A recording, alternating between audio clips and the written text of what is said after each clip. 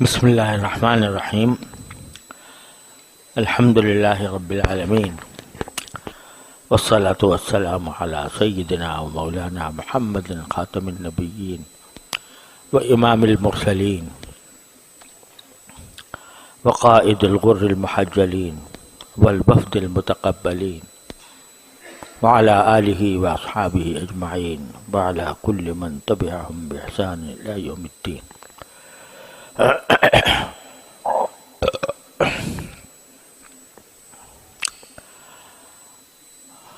کافی عرصے سے قرآن کریم کی دعاؤں کا بیان چل رہا ہے۔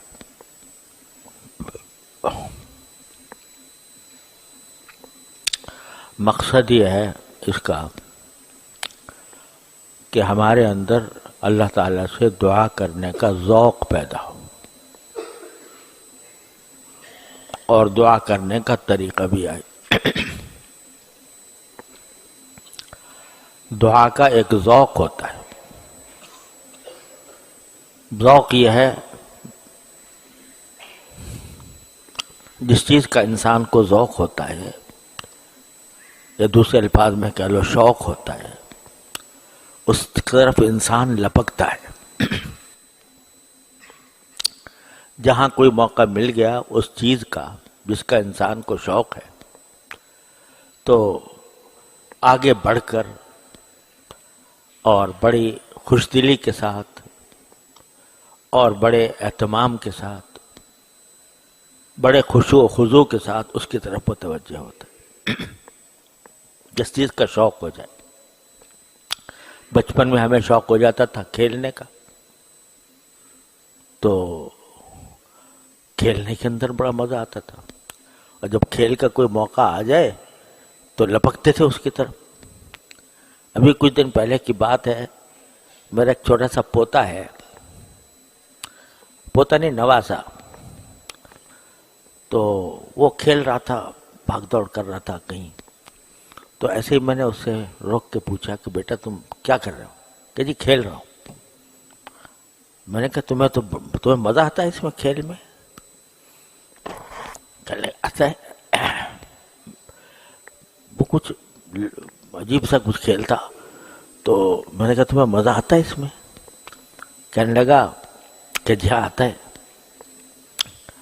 تو میں نے کہا کیوں مزہ آتا ہے تمہیں؟ اس میں تو کوئی خاص بات نظر نہیں آ رہی اس کھیل میں۔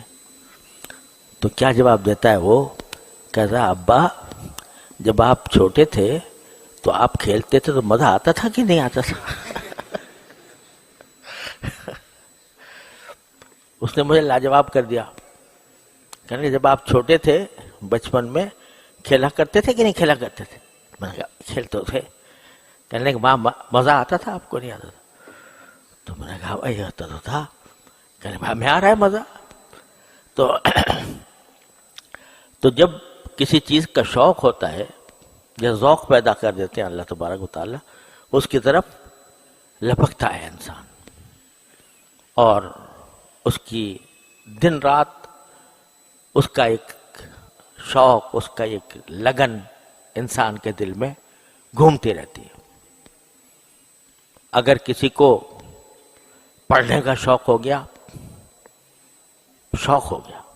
ایک تو ہے نا ذمہ داری ہے، وقت اس کام میں گزارنا ہے، گھنٹہ بھر استاد کی جھک جھک سننی ہے، تو وہ تو الگ بات ہے، ذمہ داری ہے۔ لیکن جب شوق ہو جاتا ہے تو آدمی تصور میں رہتا ہے کہ بھئی کب سبق شروع ہوگا، کب میں بات سنوں گا، کب کتنے مجھے اس سے مزہ آئے گا، لطف آئے گا۔ تو ذوق و شوق ایسی چیز ہے کہ جب وہ پیدا ہو جائے کسی بھی چیز کی تو آدمی اس کے تصور میں رہتا ہے، اس کا موقع مل جائے تو اس کی طرف لپکتا ہے۔ تو نبی کریم سرور دو عالم صلی اللہ علیہ وسلم نے ہمیں یہ سکھایا ہے کہ تم دعا کا ذوق پیدا کر لو، اللہ تعالیٰ سے مانگنے کا ذوق پیدا کر لو، منگتے بن جاؤ اللہ تعالیٰ کے آگے۔ ہر وقت تمہارا دل کچھ نہ کچھ مانگ رہا ہو، یہ دعا کا ذوق جب پیدا ہو جاتا ہے، اللہ تعالی ہم سب میں پیدا کرے، تو جب دعا کے لیے ہاتھ اٹھتے ہیں تو بند کرنے کو دل نہیں چاہتا جب یہ ذوق پیدا ہو جاتا ہے۔ ہم نے اپنے کئی اساتذہ کو دیکھا، کئی مشائخ کو دیکھا، ہاتھ جب اٹھ گئے بس چل رہے ہیں، یہ بھی مانگ رہے ہیں، وہ بھی مانگ رہے ہیں، ساری دنیا کی آخرت کی ساری نعمتیں، ساری بھلائیاں ایک ایک کر کے مانگے جا رہے ہیں، آدھے گھنٹے تک مانگے۔ تو یہ ذوق بڑی چیز ہے، اور نبی کریم سرور دو عالم صلی اللہ علیہ وسلم نے ہمیں آپ کو یہ سکھایا ہے کہ بھئی جس زندگی کے جس مرحلے میں ہو اللہ سے کچھ نہ کچھ مانگو۔ یہ جو ادعیہ مسنونہ ہے نا، صبح کو اٹھ کے یہ مانگو، اور بیت الخلا جاؤ تو یہ مانگو، اور وہاں سے نکلو تو یہ مانگو، مدرسے میں مسجد میں جاؤ تو یہ مانگو، راستے میں یہ مانگتے چلے جاؤ، یہ دعا کا ذوق پیدا کرنا مقصود ہے۔ اور جب یہ پیدا ہو جاتا ہے تو پھر آدمی کا دل وہ ہر وقت کچھ نہ کچھ مانگ رہا ہوتا ہے اللہ تعالیٰ سے۔ جب یہ دل لگ جاتا ہے اللہ تعالیٰ کی طرف تو چاہے زبان سے کچھ بھی کہہ رہا ہو بندہ، کسی بھی مشغلے میں مشغول ہو، لیکن دل اس کا متوجہ ہوگا اللہ تبارک و تعالیٰ سے مانگنے کی طرف۔ اور یہ اللہ جل جلالہ تک پہنچنے کا بہترین، آسان ترین، مختصر ترین راستہ ہے، کثرت دعا۔ تو اس لیے قرآن کریم نے دعائیں سکھائی ہے، یا نبی کریم سرور عالم صلی اللہ علیہ وسلم نے جو مانگی ہیں یا ان کی تعلیم دی ہے، ان کو پڑھنا یہ اس لیے ہے تاکہ کچھ اس کا ذوق پیدا ہو، دعا کرنے کا ذوق پیدا ہو۔ اب جس کو ذوق ہو جاتا ہے تو وہ ہر لمحے اپنے ہر کام میں اللہ تعالیٰ سے رجوع کرتا ہے۔ حضرت حکیم الامت مولانا تھانوی قدس اللہ تعالیٰ سرہ کی یہ بات میں نے حضرت اپنے شیخ سے نہ جانے کتنی بار سنی کہ جب کوئی اللہ کا بندہ مجھ سے یہ کہتا ہے کہ مجھے آپ سے ایک بات پوچھنی ہے، فرمایا کبھی تخلف نہیں ہوتا کہ ایک لمحے کے لیے دل ہی دل میں اللہ تعالیٰ سے مانگتا ہوں، یا اللہ پتہ نہیں یہ کیا سوال کر لے گا، تو اللہ مجھے اس کا صحیح جواب دل میں ڈال دیجیے۔ تو اپنی ہر قدم پر انسان جو ہے وہ حاجت کا بلندہ ہے، حاجتوں کا، ہر دم اس کو کوئی نہ کوئی حاجت درپیش ہے۔ تو جب بندہ اس بات کا عادی اور خوگر بن جائے کہ جو حاجت بھی ہوگی میں اللہ تعالیٰ کی طرف رجوع کر کے اس سے مانگوں گا، یا اللہ ہی میری حاجت پوری کر دے۔ کوئی کشمکش ہوگی، یہ کروں یا یہ کروں، تو اللہ جل جلالہ کی طرف متوجہ ہو کر کہے گا یا اللہ اس میں جو بات صحیح ہو وہ دل میں ڈال دیجیے۔ اللہ حضور اقدس صلی اللہ علیہ وسلم، ایک تو استخارہ ہوتا ہے نا، وہ استخارے مسنونہ ہے، 2 رکعت پڑھو، 2 رکعت پڑھ کے پھر استخارے کی جو دعا ہے وہ پڑھو، اس میں کم از کم 5-10 منٹ لگ جاتے ہیں اگر آدمی باقاعدہ استخارہ کرے۔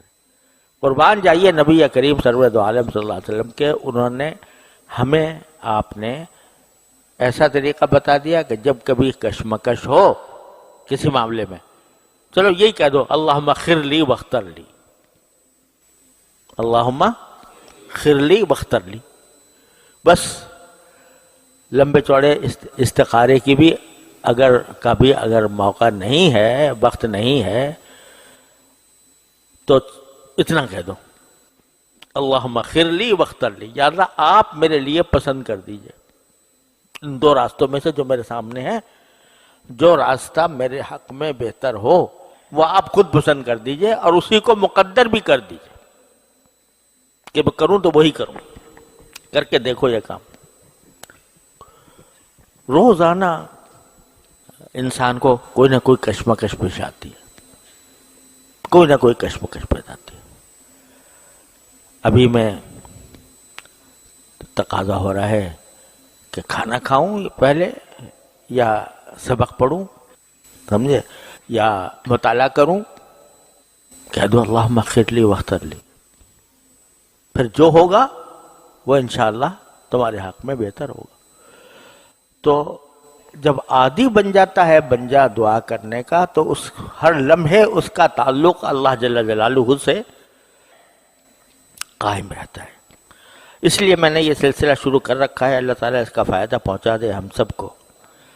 تو یہ جو اگلی دعا ہے, پچھلی مرتبہ شاید میں نے پڑھی تھی, ربنا آتنا من لدنک رحمتا وہیئ لنا من امرنا رشدا, جو اصحاب کہف کی دعا تھی.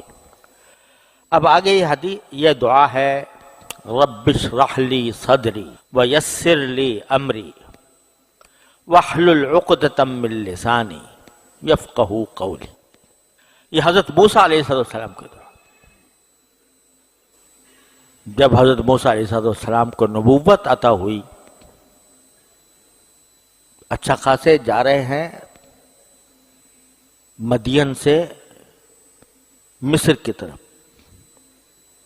راستے میں صحرائے سینا پڑتا ہے, اہلیہ ساتھ ہیں, حضرت صفورہ رضی اللہ تعالی عنہ ساتھ ہیں, اور وہ حمل سے ہیں. رات کے وقت میں شدید سردی ہے, صحرا کی سردی, اور اس فکر میں ہے کہ کوئی رات گزارنے کی جگہ ملے. اچانک ایک آگ نظر آتی ہے, تو ایک امید کی کرن دل میں پیدا ہوتی ہے کہ اس رات کے اندر, رات کے اندھیرے میں یہاں کا آگ ہے, تو آگ تھوڑی سی, آگ کا کوئی شعلہ, اس کا کوئی انگارہ میں لے کے آ جاؤں تو رات کی سردی ہماری دور ہو جائے, میری اہلیہ کی بھی. ان کو ٹھہرا کر آگ کی طرف بڑھتے ہیں. تصور بھی نہیں تھا کہ کیا ہونے والا ہے. آگ کی طرف بڑھتے ہیں تو وہاں آواز آتی ہے, انی انا اللہ رب العالمین, میں تو اللہ ہوں, سارے عالموں کا پروردگار, تمہیں میں نے بلایا ہے. اور اللہ تبارک و تعالیٰ نے معجزہ دیا, کہا کہ لاٹھی زمین پر مارو تو وہ سانپ بننے لگی, ہاتھ کو اندر کرو تو ہاتھ جو ہے وہ اس میں سے روشنی پھوٹنے لگی, اور حکم ہوا کہ ہم نے تم کو نبی بنا دیا ہے, جا کر فرعون کے پاس جاؤ, فرعون کے پاس جاؤ اور اس کو دعوت دو, ایمان کی دعوت دو, لعلہ یتذکر او یخشی, شاید وہ نصیحت مان لے, شاید وہ اللہ سے ڈر جائے. اس کے پاس جاؤ. اب ایک دم سے اتنی بڑی ذمہ داری کا بوجھ دل پر, سر پر ڈال دیا گیا. تو حضرت موسیٰ علیہ السلام کی کیا کیفیت ہوئی ہوگی جب نبی کریم سرورت عالم صلی اللہ علیہ وسلم پر نبوت کا اور رسالت کا بوجھ ہوا. تو اتنا بوجھ ہوا کہ آپ کو جاڑا چڑھ گیا. حضرت موسیٰ علیہ السلام اس صحرا کے اندر آپ کے اوپر یہ ذمہ داری ڈالی گئی ہے, تو کیا کیا خیالات آئے ہوں گے. ان میں سے کچھ خیالات کا قرآن کریم نے ذکر بھی کیا ہے. مثلا ایک خیال ان کو یہ آیا کہ میں تو ان کا مجرم ہوں, فرعون کا, میں نے ایک قبطی کو قتل کر دیا تھا انجانے میں. مارنا تو چاہتے تھے,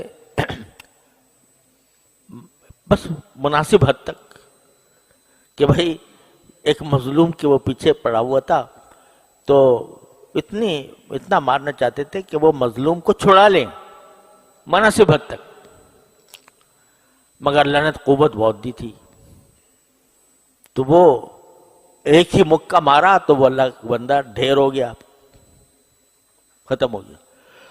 تو اس وجہ سے فرعون تک یہ بات پہنچ چکی تھی کہ یہ قتل کرنا چاہتے ہیں، قتل کر کے آئے۔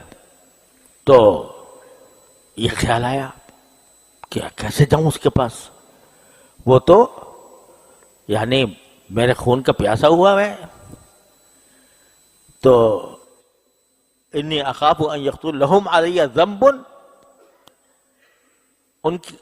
میں نے ان کا گناہ کیا ہوا ہے، فاخاف ان یقتلون، وہ تو مجھے قتل کرنے کی، مجھے ڈر ہے کہ قتل کر ڈالیں گے۔ یہ زبردست فکر۔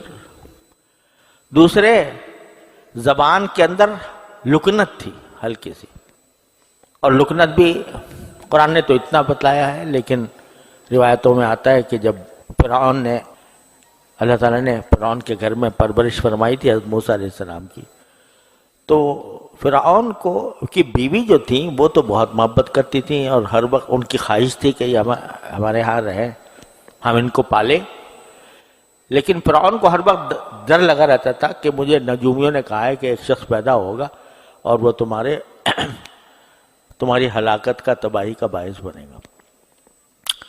تو جہاں کوئی ایسی ہر بات ہوتی تھی حضرت موسیٰ علیہ السلام کی تو وہ اس کو ٹھٹک جاتا تھا، وہ بیوی سے کہتا تھا یار دیکھو یہ تو کچھ بہت ہی ذہین قسم کا آدمی ہے، لگ رہا ہے مجھے بچہ۔ تو اللہ تعالیٰ کی طرف سے ان کی بیوی حضرت آسیہ کے دل میں یہ بات آئی کہ آپ اچھا امتحان کر لیں اس کا کہ یہ بچہ نادان بچہ ہے یا یہ کہ کچھ اور چیز ہے۔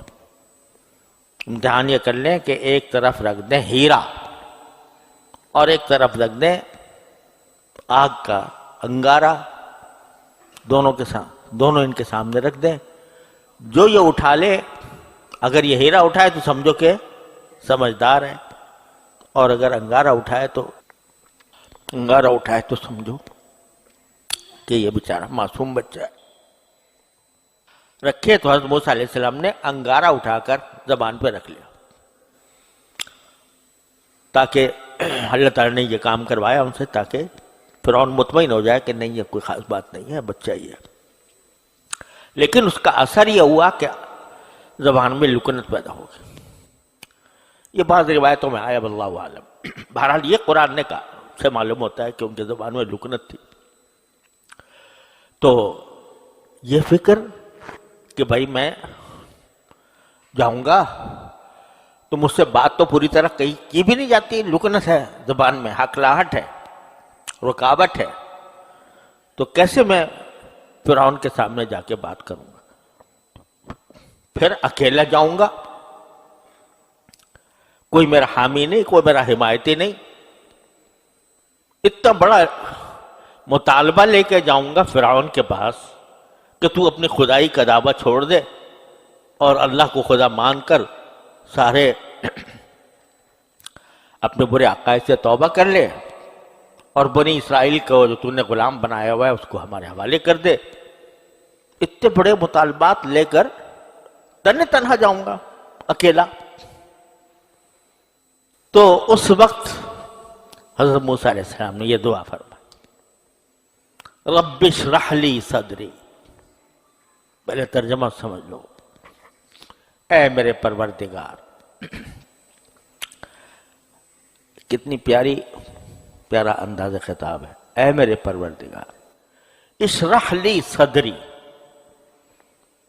میرے لیے میرا سینہ کھول دیجئے۔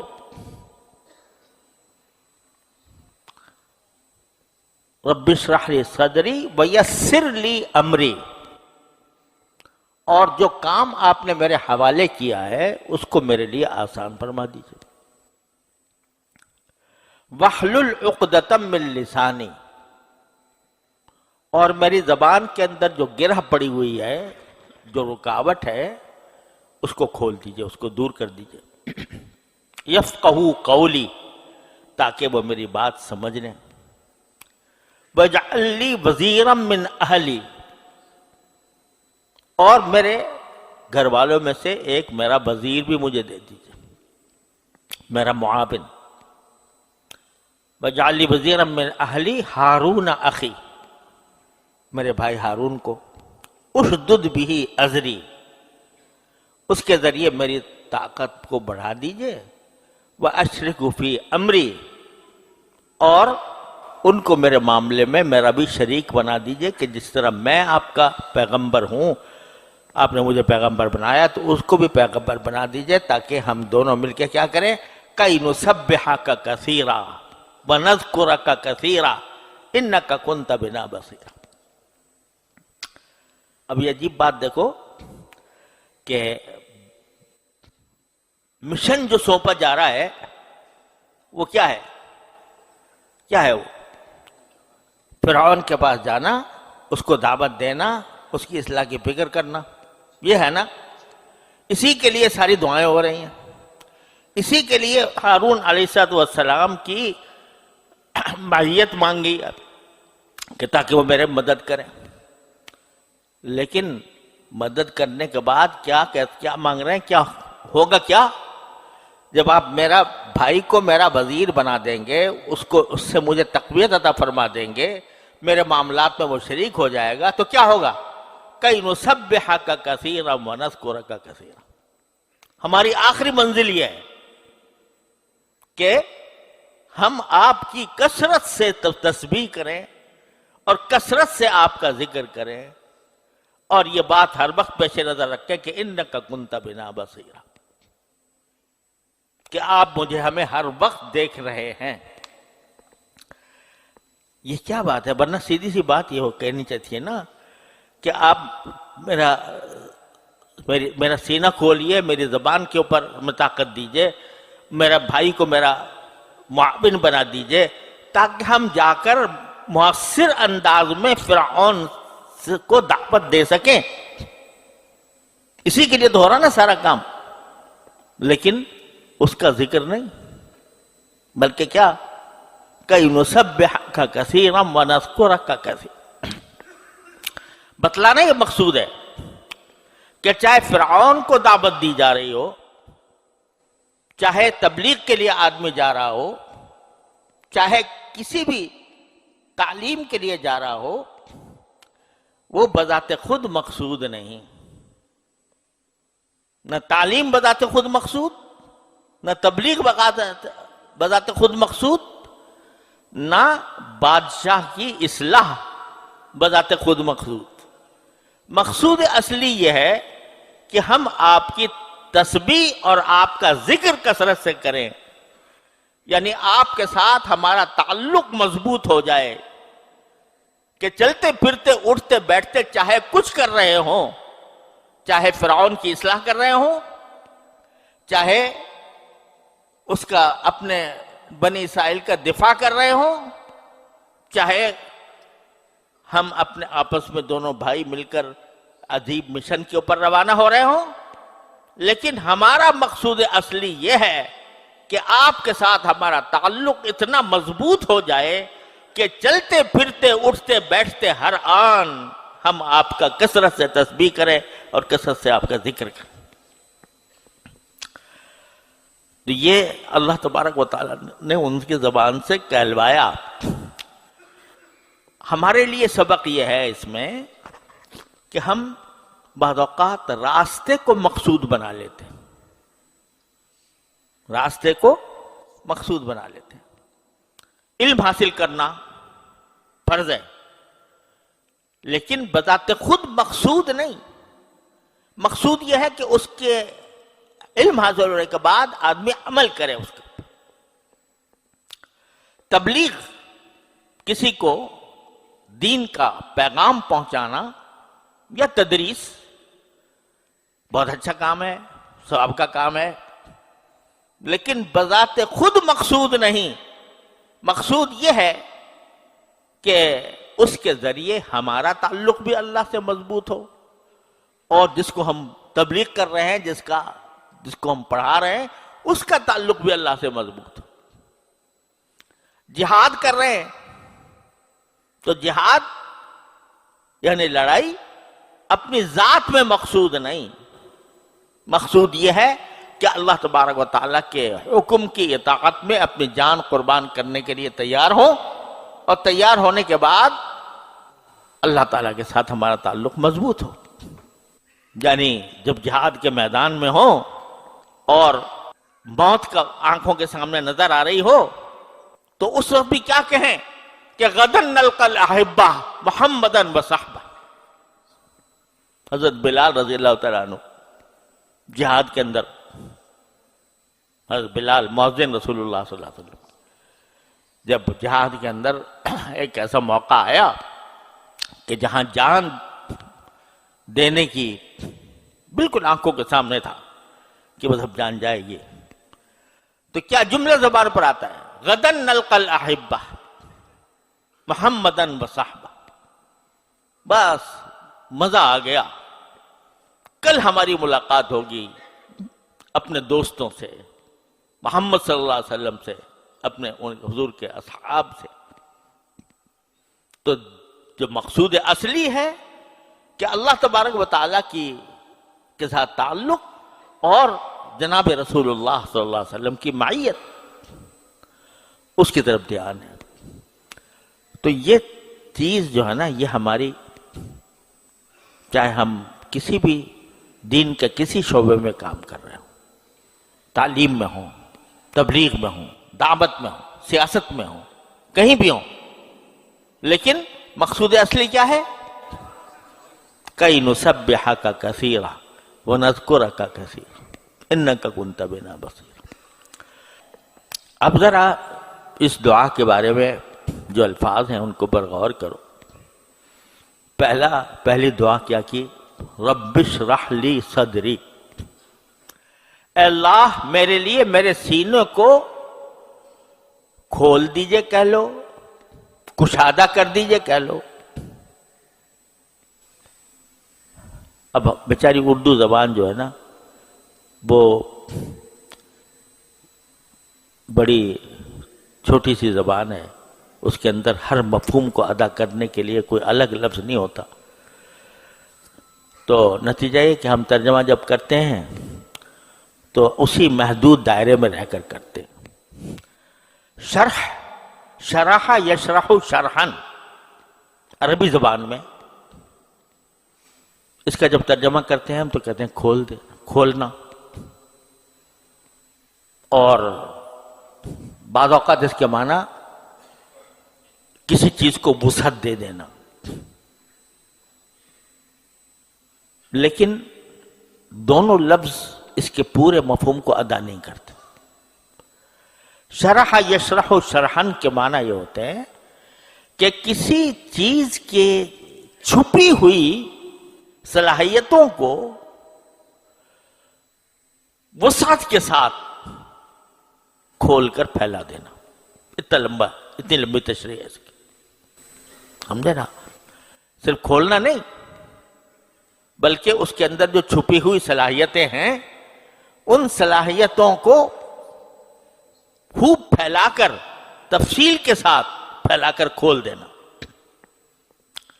یہ جو ہوتا ہے نا بھئی کتاب، فلاں کتاب کی شرح، کیا مطلب ہے شرح؟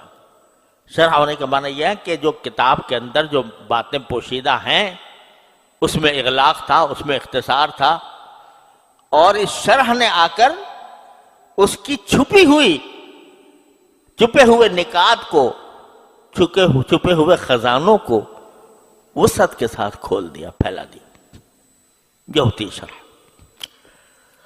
تو جب یہ مانگا کہ میرے سینے کو کھول دیجئے تو کیا مانا؟ کہ اس سینے کے اندر جو اشکال ہے، ابہام ہے،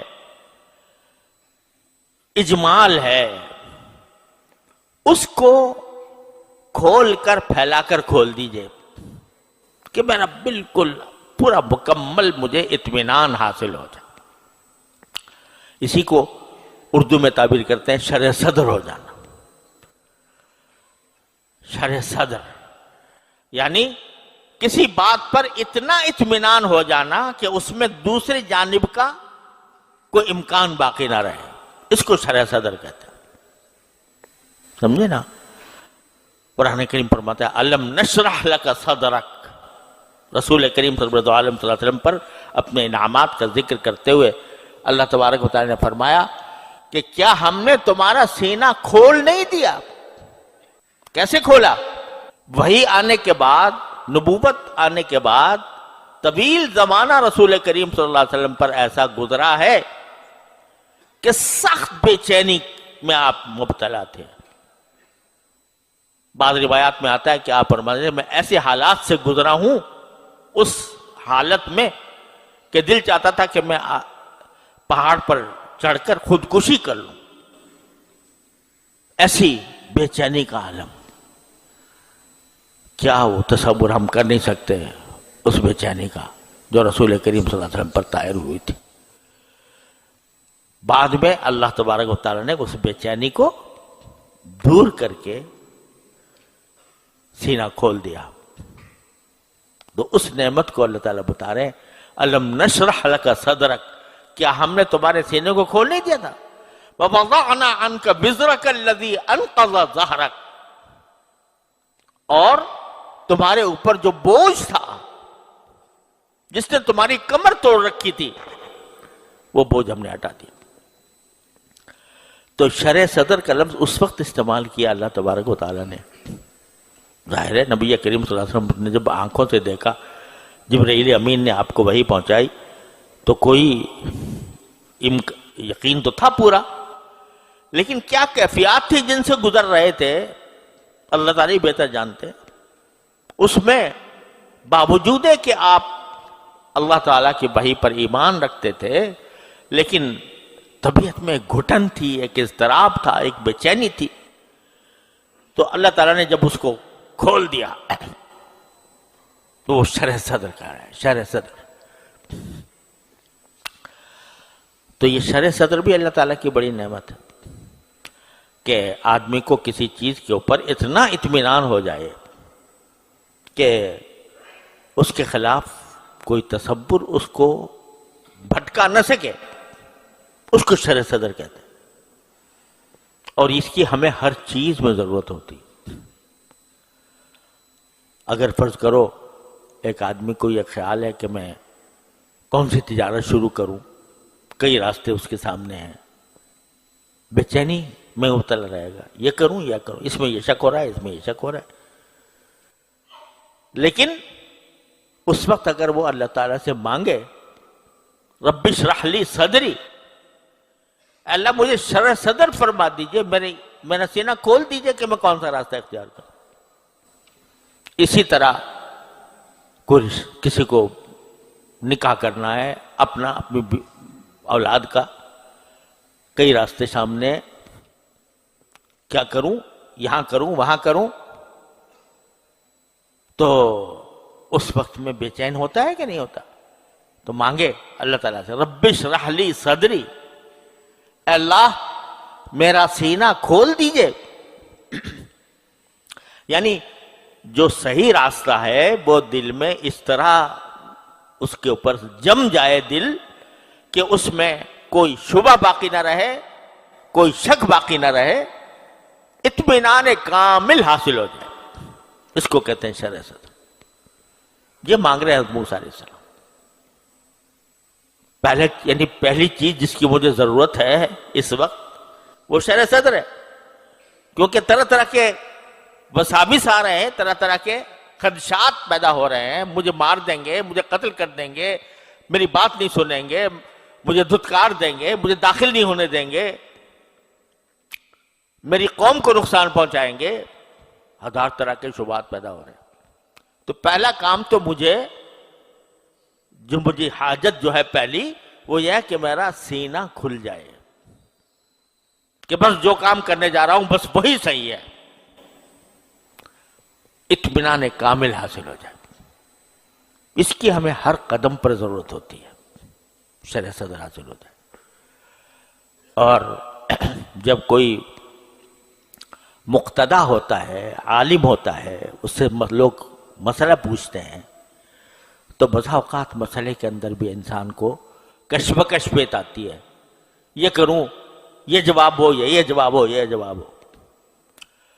تو جب وہ اللہ تعالیٰ کی طرف رجوع کرتا ہے رب اشرح لی صدری، تو اللہ تبارک و تعالیٰ اس کا سینہ کھول کر ایسی چیز پر مطمئن فرما دیتے ہیں جو اللہ تعالیٰ کی رضا کے مطابق ہوتی. لیکن یہ کسی مرحلے پہ جا کر ہوتا ہے، ہر ایک کے بعد نہیں ہے. وہ ایک صاحب تھے، ایک طالب علم تھے، وہ تازہ تازہ دور حدیث سے فارغ ہوئے اور فتوے کی مشق کرنی شروع ہو گئی کہ فتویٰ لکھنے کی.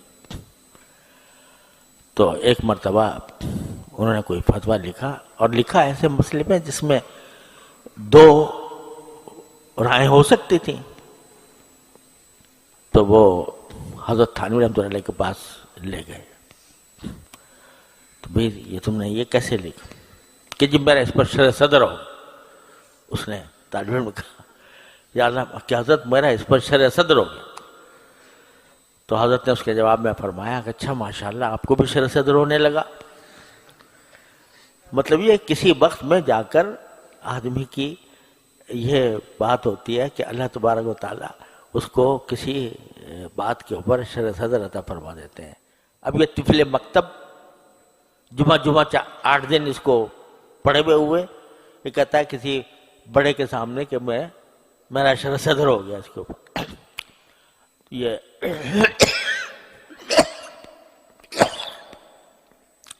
بعض اوقات جہل مرکب جو ہوتا ہے نا، جہل مرکب، تو اس میں بھی شرح صدر ہو جاتا ہے. اس کو پکا ہوتا ہے پتا کہ یہ میں جو سمجھ رہا ہوں بالکل صحیح ہے. تو وہ عربی زبان میں ایک شعر ہے کہ ایک کوئی ایسے ہی چلتے پھرتے آدمی تھے، بظاہر مولوی ہو گئے تھے. تو ان سے کسی نے کوئی مسئلہ پوچھا. اس نے کہا جی میری نظر میں تو میری نزدیک تو یہ ناجائز ہے، میرے نزدیک. تو ایک بڑے عالم تھے، انہوں نے وہ شعر لکھا، کہا شعر سے اس کا جواب دیا کہ یقولون ھذا عندنا غیر جائز، یقولون ھذا عندنا غیر جائز ومن انتم حتی یکون لکم عندو. ومن انتم، تم ہو کون؟ حتی یکون لکم عندو، کہ تمہیں اندی کہنے کا اختیار ہو. جس میں اند کہتے ہیں اندی، ھذا عندنا غیر جائز. تو یہ بعض اوقات جہل مرکب والے کو بھی شرح صدر ہو جاتا ہے، وہ شیطان کی طرف سے ہوتا ہے، سمجھے نا. لیکن یہاں کس سے مانگ رہے ہیں شرح صدر؟ پروردگار سے. رب اشرح لی صدری، اے میرے پروردگار میرا سینہ کھول دیجئے.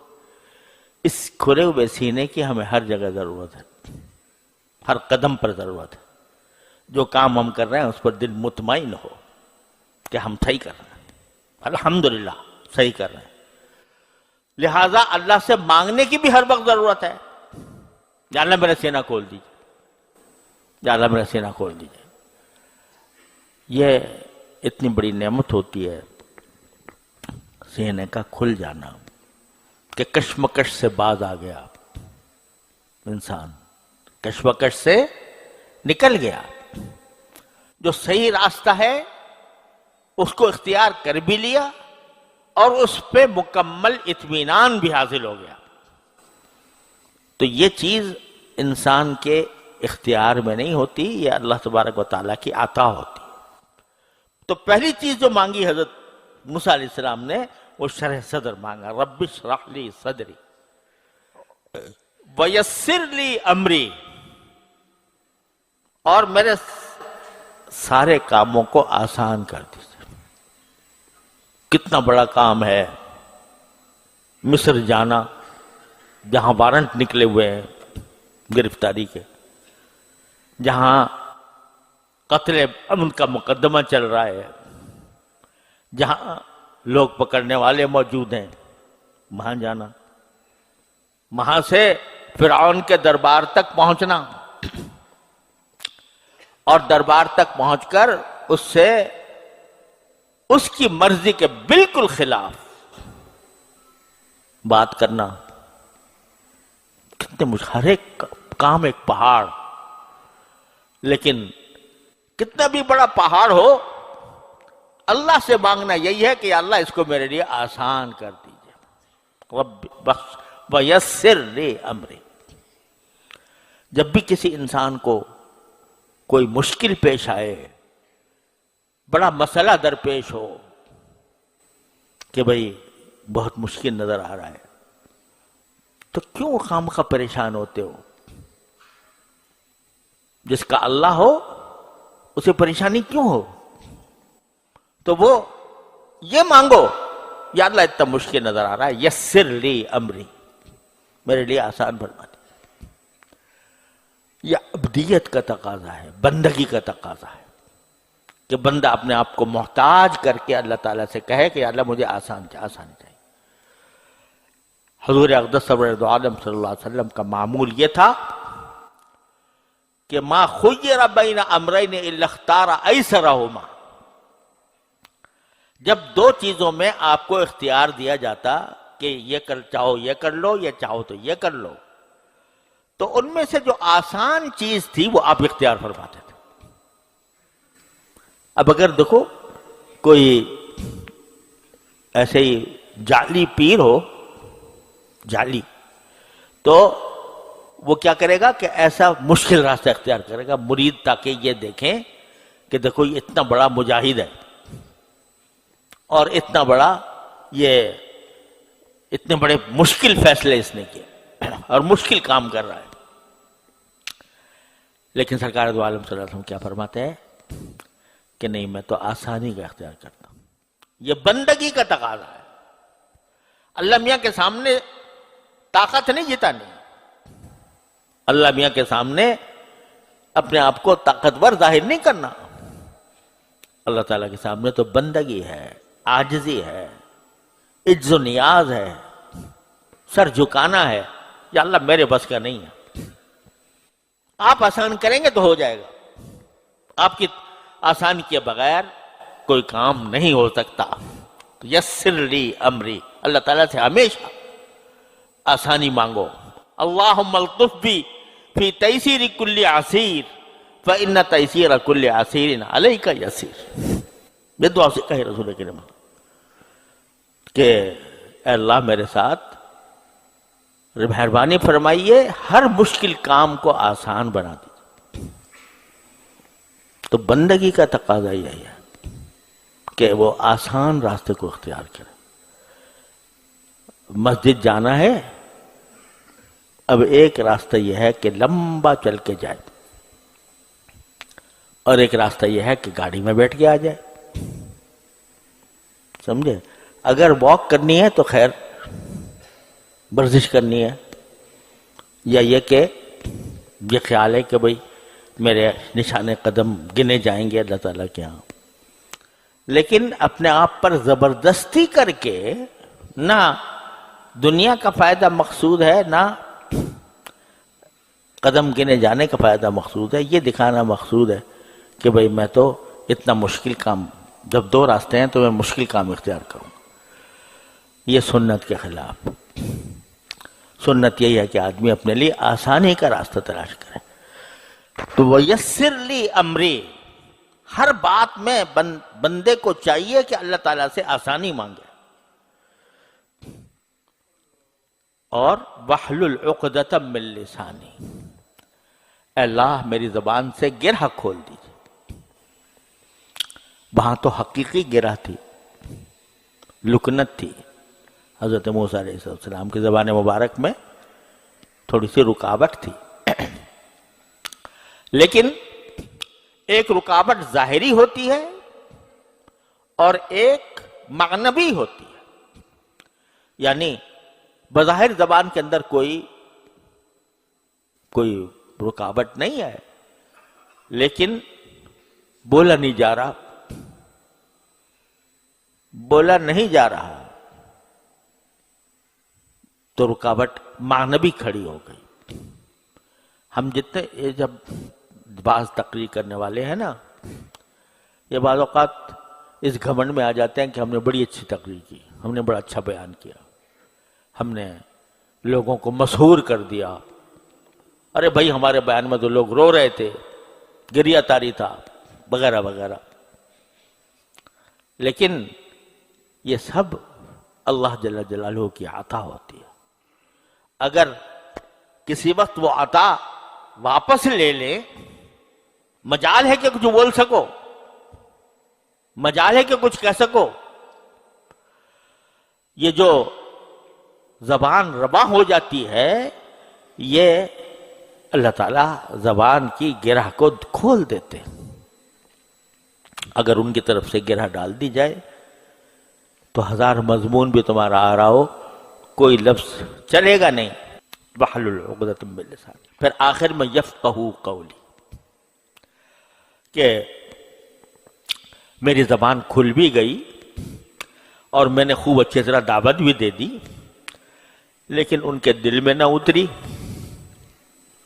تو اے اللہ ان کے ایسا بنا دیجئے کہ وہ میری بات کو سمجھ بھی لیں، ان کے دل میں بھی اتر جائے۔ یہ ہے دعا حضرت موسیٰ علیہ السلام کی۔ اور جیسے میں نے عرض کیا کہ بزرگ بتاتے ہیں کہ بھئی جب کسی کو بیان کرنا ہو، کسی کو کوئی درس دینا ہو تو اس سے پہلے یہ پڑھنا چاہیے۔ لیکن صرف اسی کے ساتھ مخصوص نہیں ہے، جہاں بھی کوئی آدمی کسی کشمکش کا شکار ہو، یہ کام کروں کہ نہ کروں، تو اللہ تعالیٰ سے شرح صدر مانگے، رب اشرح لی صدری ویسر لی امری۔ خلاصہ یہ کہ جو حاجت ہو، جو مسئلہ درپیش ہو، جو مشکل درپیش ہو، تو ایک مومن کا راستہ یہ ہے کہ وہ رجوع اللہ، اللہ تعالیٰ کے رجوع کرے۔ اسی کو انابت کہتے ہیں، اسی کو اخبات کہتے ہیں۔ منیبین الیہ، اللہ یجتبی الیہ من یشاء ویہدی الیہ من ینیب۔ اسی کو مخبت کہا جاتا ہے، مخبتین، جو کثرت سے اللہ تبارک و تعالیٰ کی طرف رجوع کرنے والا ہو، اللہ تعالیٰ کے ساتھ تعلق رکھنے والا ہو، ہر چیز اللہ تعالیٰ سے مانگتا ہو، وہ ہے منیب۔ ان فی ذلک لآیات لکل عبد منیب۔ جب بندہ اللہ تعالیٰ کی طرف رجوع کر لیتا ہے اور رجوع کا عادی بن جاتا ہے تو اس کے اوپر علوم وارد ہوتے ہیں، اس کے اللہ تبارک و تعالیٰ اس کو ایسے علوم عطا فرماتے ہیں، ایسے معارف عطا فرماتے ہیں کہ جو کبھی اس کے تصور میں بھی نہیں آئے تھے۔ اللہ تعالیٰ اپنے فضل و کرم سے، اپنے رحمت سے ہم سب کو رجوع اللہ کی توفیق عطا فرمائے، اور اپنا ہر کام، اپنی ہر حاجت اللہ تعالیٰ سے مانگنے کی توفیق عطا فرمائے۔ ہمیں اللہ تعالیٰ اپنا منگتا بنا۔ اللہم صلی علی سیدنا محمد کما صلیت علی ابراہیم وعلی آل ابراہیم۔ یا اللہ اپنے فضل و کرم سے ہمارے تمام گناہ کو معاف فرما دے، ہر طرح کے چھوٹے بڑے اگلے پچھلے خفیہ علانیہ ہر طرح کے گناہوں کو معاف فرما دے۔ اے اللہ ہمارے اعمال و اخلاق کی اصلاح فرما دے۔ یا اللہ ہمیں کثرت سے اپنے طرف رجوع کرنے والا بنا دے۔ یا اللہ اپنے منیب بندوں میں شامل فرما لے۔ یا اللہ اپنے منیب بندوں میں شامل فرما لے۔ یا اللہ اپنے منیب بندوں میں شامل فرما لے۔ یا اللہ آپ نے فرمایا اللہ یجتبی الیہ من یشاء ویہدی الیہ من ینیب۔ اے اللہ ہمیں ان بندوں میں شامل فرما لے جن کا آپ نے اس آیت میں ذکر فرمایا۔ یا اللہ اپنے رحمت سے ہر طرح کے شر سے، فتنے سے، گناہوں سے، معصیتوں سے، منکرات سے ہمارے گھر والوں متعلقین سب کی حفاظت فرما۔ یا اللہ ہمیں گناہوں سے بچنے کی توفیق عطا فرما۔ یا اللہ تمام حاضرین اور حاضرات کو ان کے تمام جائز مقاصد میں کامیابی عطا فرما، سب کی پریشانیاں دور فرما دے۔ یا اللہ پاکستان و عالم اسلام کی حفاظت فرما۔ یا اللہ یہاں پر حق کا بول بالا فرما۔ یا اللہ ہر طرح کے شر سے ہمارے عالم اسلام کو محفوظ فرما۔ یا اللہ بھارت کے مسلمان طرح طرح کی مشکلات کا شکار ہیں، کشمیر کے مسلمان بہت مصیبت میں ہیں، اے اللہ اپنے رحمت سے اپنے فضل و کرم سے ان کو اللہ کفار سے نجات عطا فرما، ان کے ظلم و ستم سے نجات عطا فرما۔ ربنا تقبل منا انك انت السميع العليم وتب علينا انك انت التواب الرحيم، وصلى الله تعالى على خير خلقه سيدنا مولانا محمد وعلى آله واصحابه اجمعين، آمين برحمتك يا